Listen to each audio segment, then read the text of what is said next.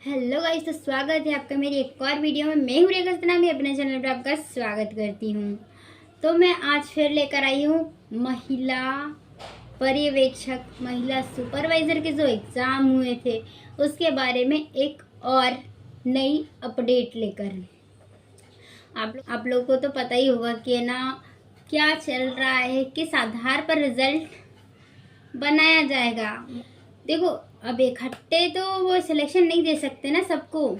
ESP वालों ने इसका एक उपाय निकाला है, कुछ नॉर्मलाइजेशन का कुछ नया रूल आया है। नया रूल क्या है कि शिफ्ट के आधार पर 25 परसेंटाइल स्कोर निकाला जाएगा, शिफ्ट के आधार पर, और उसमें से होगा सिलेक्शन। हर शिफ्ट में से एक या दो वो भर्ती करेंगे। अब वो किस आधार पे देंगे, इसमें आपका देखना 120 वाले का भी आपका वो हो सकता है, सिलेक्शन हो सकता है, और 180 वाले का भी हो सकता है सिलेक्शन। हाँ जी हाँ, और 190 वालों का नहीं भी हो सकता है, 120 वालों का भी हो सकता है सिलेक्शन। कैसे, तो चलिए समझते हैं इसको। मान लीजिए कि शिफ्ट नंबर, चलो मान लेते हैं कि एक तारीख में एक शिफ्ट में एक विद्यार्थी के आए हैं 180 नंबर, 180 आए हैं, और एक के आए हैं 179 नंबर उसी शिफ्ट में। मगर उस शिफ्ट में क्या होगा, जिसके 180 आए हैं उसका सिलेक्शन होगा, जिसके 187, 89, 75 आए हैं, 175 आए हैं, उनका कोई मतलब नहीं रहेगा। इसलिए इस आधार पर यह बताया जा रहा है कि जिस शिफ्ट में हाईएस्ट जिसका है उसका सिलेक्शन पक्का है। क्यों? यही परसेंटाइल स्कोर बता रहा है। नहीं आया समझ? चलिए फिर से समझाती हूँ कि मान लीजिए शिफ्ट एक है, उसमें एक बच्चे का 180, एक के 179, एक के 175, एक के 170। ठीक है, अब आए हैं पहली शिफ्ट में 4 बच्चों के इतने नंबर आए हैं, मगर इसमें से ना 175 वाले का होगा, ना 179 वाले का होगा, ना 174 वाले का होगा। सिलेक्शन होगा जिसका 180 नंबर आया है, और 180 नंबर से जिसका कम आया है उसका सिलेक्शन नहीं होगा। मैं ये सिर्फ एक उदाहरण के लिए बता रही हूँ। इस आधार पर आप कह सकते हैं कि 180 वालों का भी सिलेक्शन हो सकता है, 120 वालों का भी हो सकता है। चलिए मान लीजिए किसी शिफ्ट में एक बच्चे के सबसे हाईएस्ट नंबर 120 आए हैं, 120 से ज़्यादा नहीं आए हैं, और 120 से कम बहुत सारे बच्चे आए हैं, बहुत सारे बच्चों के आए हैं। तो जिसके 120 नंबर हैं, 120 से ऊपर हैं, तो उसका सिलेक्शन होगा, और जिसके नहीं आए हैं उससे नीचे, तो इसके आधार पर ही सिलेक्शन होगा। ये है नॉर्मलाइजेशन की नई प्रक्रिया। तो चलिए जान लेते हैं नॉर्मलाइजेशन में इस बार किस तरह का परसेंटाइल स्कोर निकाला जा रहा है।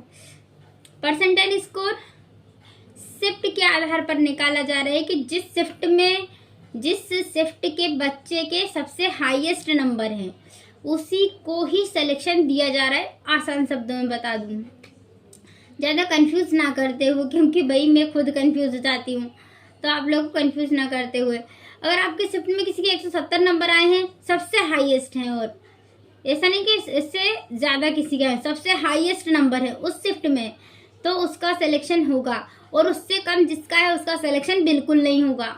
इसी आधार पर, क्योंकि वैकेंसी है कम और आंदोलन भी चल रहा है अभी, अगर आप आंदोलन में शामिल होना चाहते हैं तो है ना, वीडियो को लाइक करो, शेयर करो और आगे तक पहुँचाओ।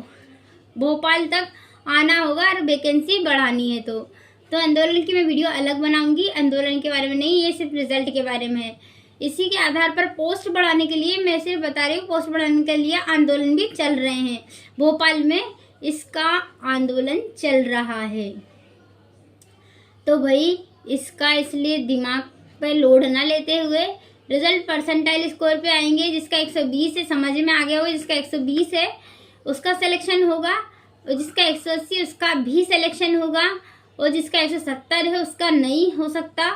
अगर किसी शिफ्ट में किसी के सबसे हाईएस्ट 170 है और उससे नीचे एक के 169 है, तो उसका सिलेक्शन 69 वाले का नहीं होगा।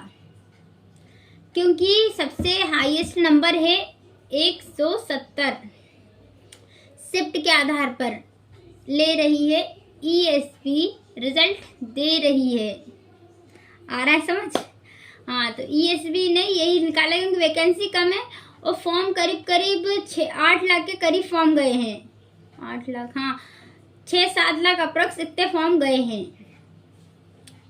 अब इतने 650 वैकेंसी में, 680 वैकेंसी में तुम किस किस को दोगे भाई? हर शिफ्ट में लोग 180, 190, 100, मैंने 92 तक नंबर देखे हैं लोगों के।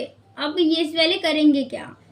तो इसी का हमने सोल्यूशन निकाला है कि पोस्ट वो नहीं बढ़ा रहे हैं, क्या कर रहे हैं? परसेंटाइल स्कोर के ऊपर वैकेंसी दे रहे हैं। ठीक है, इतना है वीडियो में समझ में। मिलते हैं नेक्स्ट वीडियो में, तब तक के लिए बाय।